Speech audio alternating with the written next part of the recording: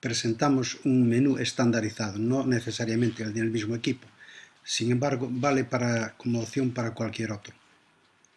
Pulsando la tecla Call o menú en casi todos, nos sale un menú desplegable para nosotros, podemos escoger la opción que queramos. Si pulsamos en individual Call, nos muestra la opción de marcar el MMSI, que consta siempre de 9 cifras, o siempre tenemos la opción de volver para atrás. Tenemos la opción continuar, que en este caso sería la tecla Enter. Entonces siempre nos da una opción para poner un canal con el que queremos trabajar con el barco llamado.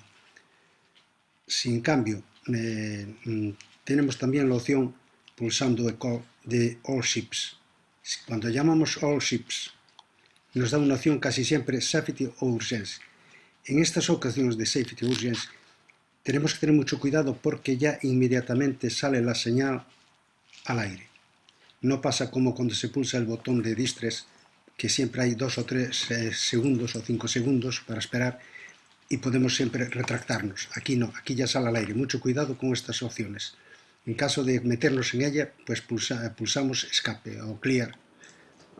Si en cambio pulsamos el botón de Distress, siempre nos da una opción para explicar en qué peligro estamos. Así tenemos hundiéndonos, vía de agua, fuego, escorados, encallados, a la deriva o hombro al agua.